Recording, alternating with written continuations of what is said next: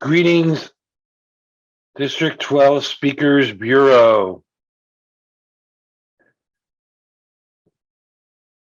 Tonight, our speaker is a member of Valley Toastmasters. Oh yeah, don't make me say what kind of club it is. He and his wife, Michelle, have a friendly competition.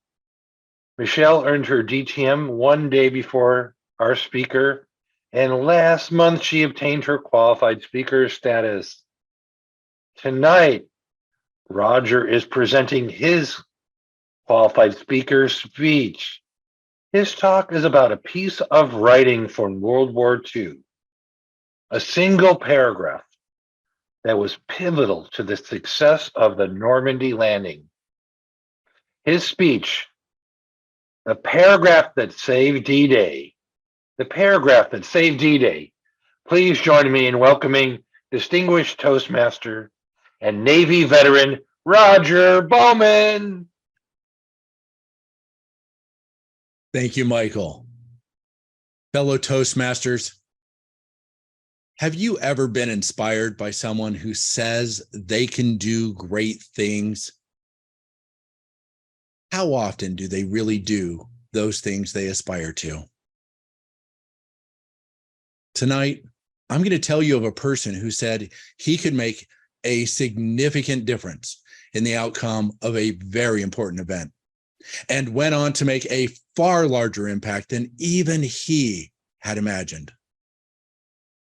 This story affects me on two dimensions. First, my father served on a battleship in World War II. His service inspired me to join the Navy, where my ship was among the first to enter the Persian Gulf after another Navy ship, the USS Stark, had been hit and almost sunk by two anti-ship missiles.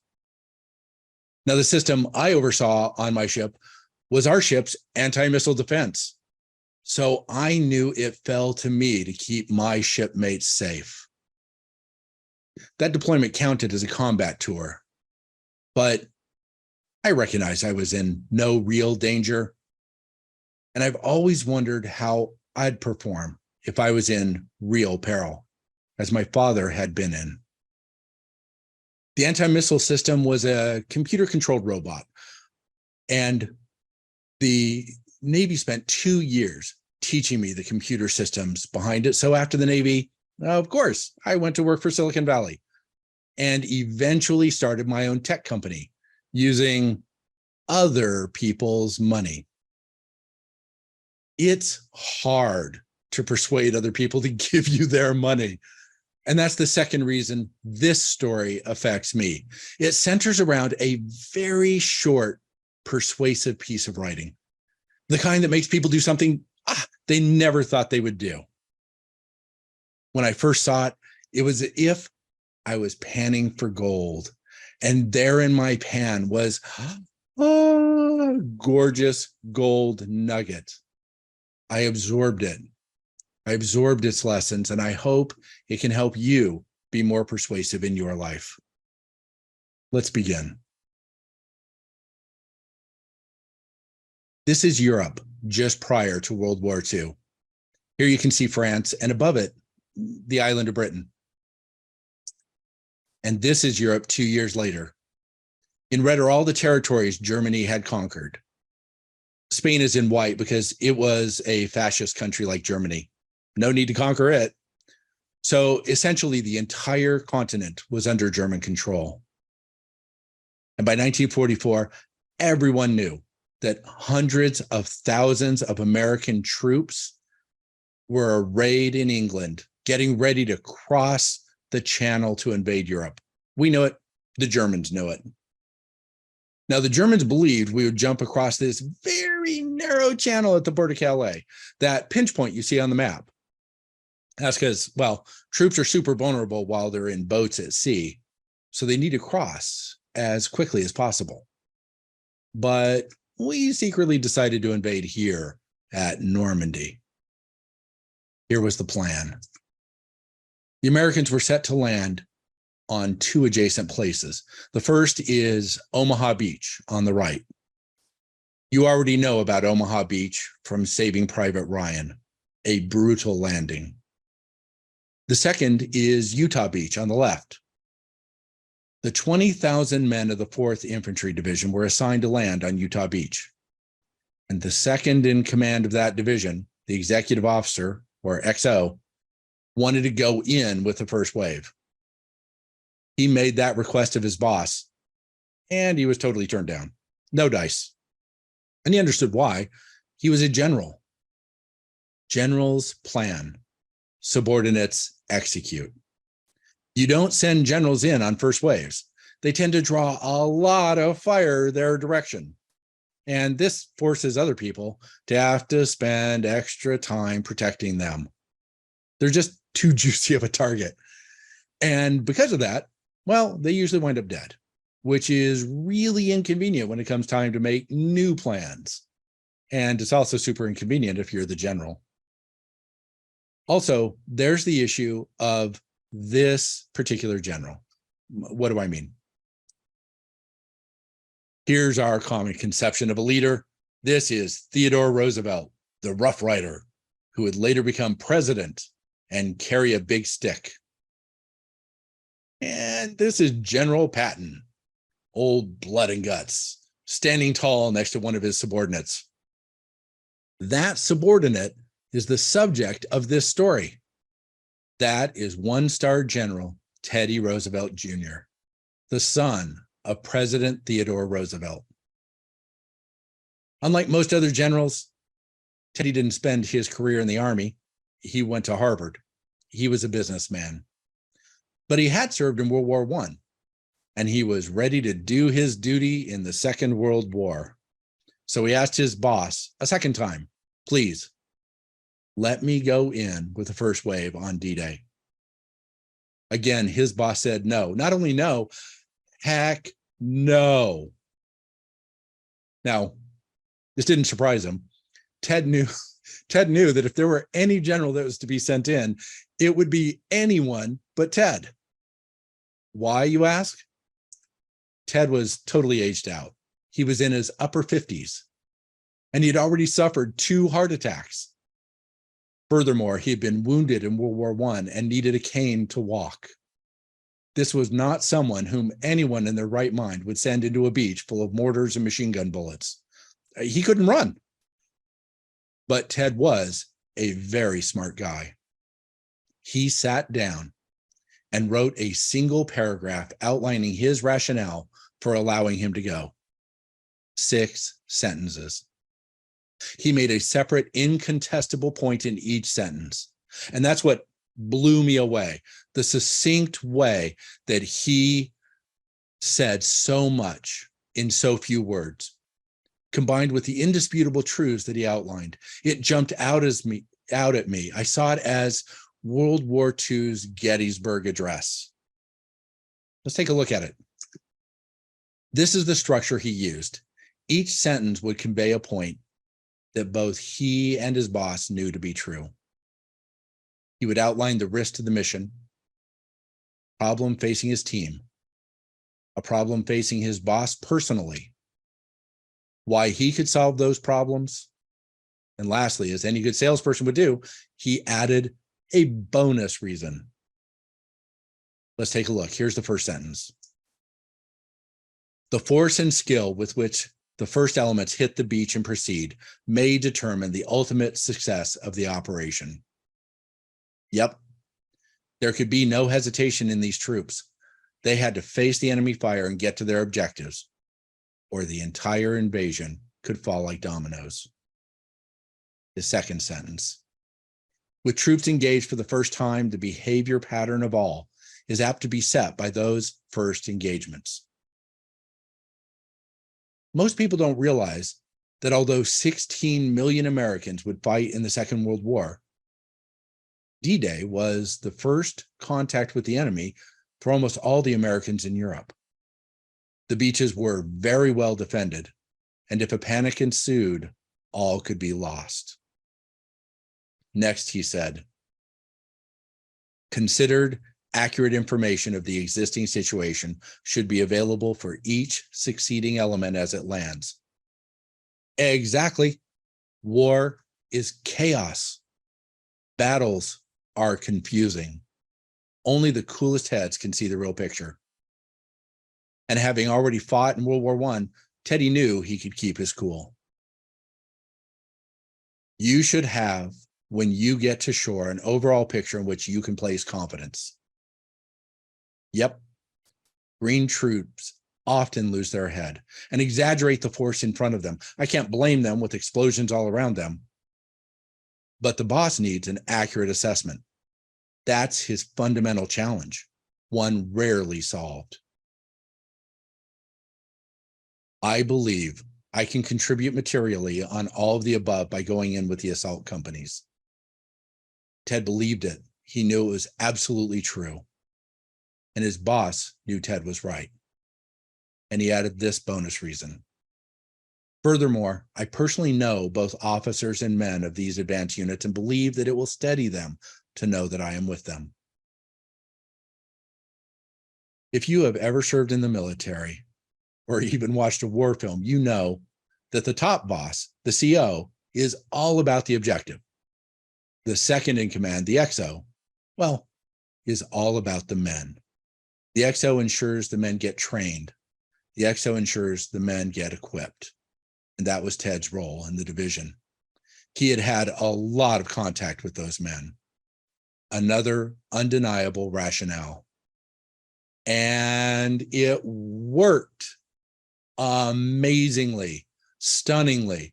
The CO granted permission for Ted to go in with the men, cane, heart problems, and age notwithstanding. The CO said he didn't expect Ted to survive the day. And frankly, neither did Ted.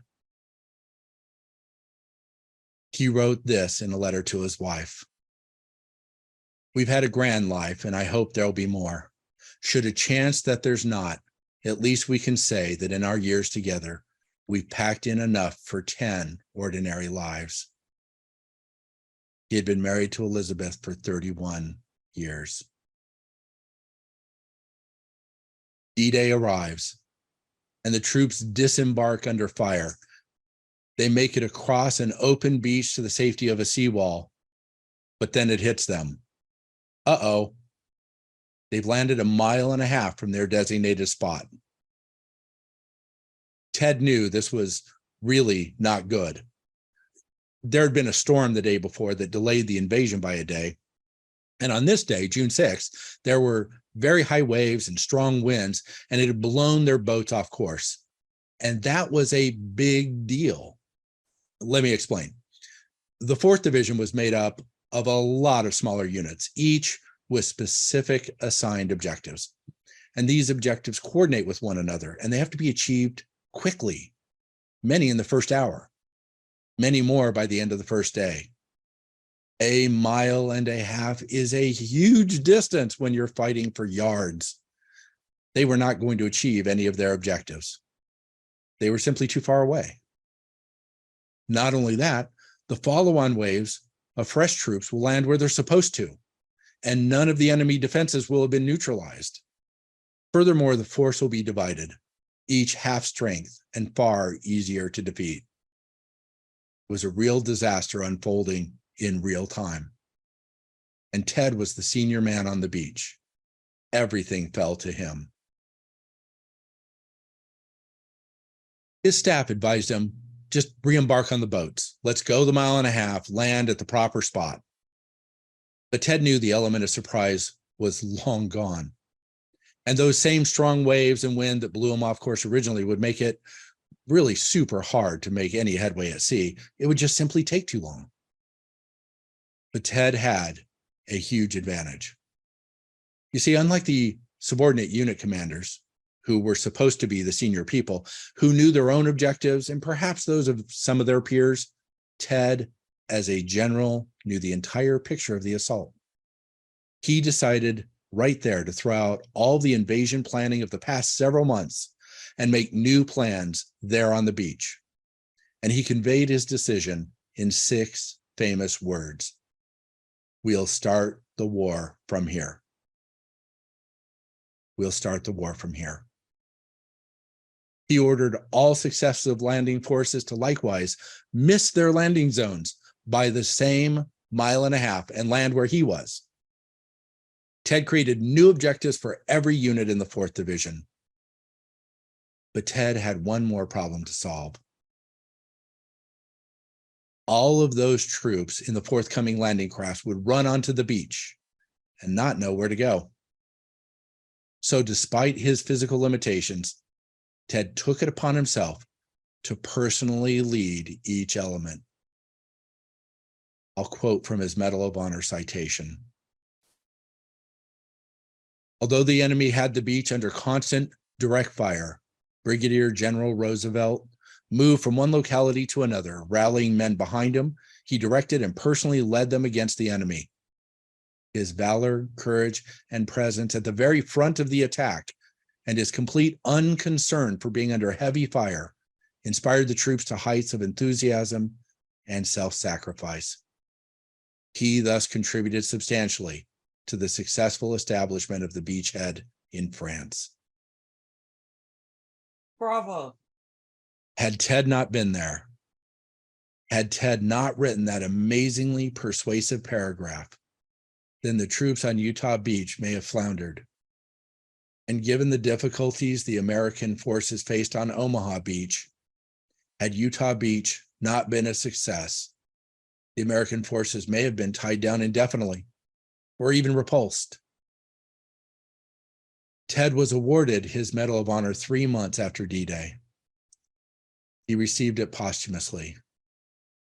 He became one of only 473 to receive the award out of the 16 million Americans who served. But Ted didn't die that day on the beach. He lived through that day and for another month.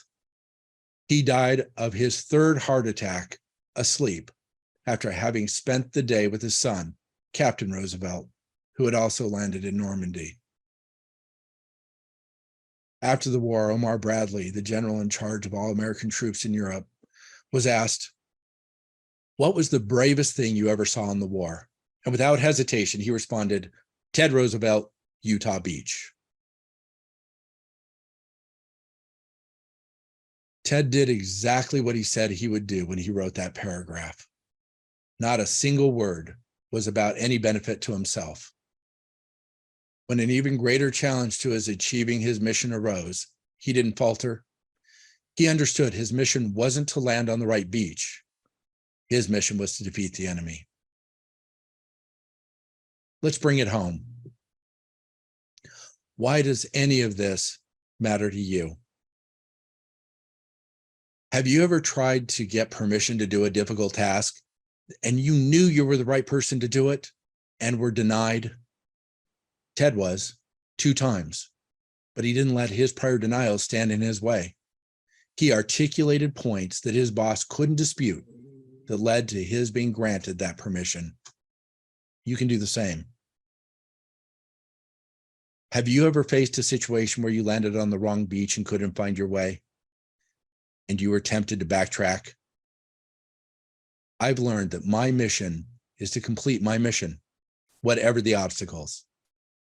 I also learned that you have to start your mission from where you are, whether you're on the right beach or not. I would offer to you, follow the example of Teddy Roosevelt. Don't let anyone deny you your mission, even if they have good reasons to deny you. Stand your ground. Be persuasive. And when obstacles occur, as they inevitably will, rethink, re-strategize. Be decisive. Take a moment and think about your own mission. If you want to know how to accomplish it, if you'll permit me to paraphrase Teddy, start your mission from here. Mr. Speaker Bureau Co-Chair.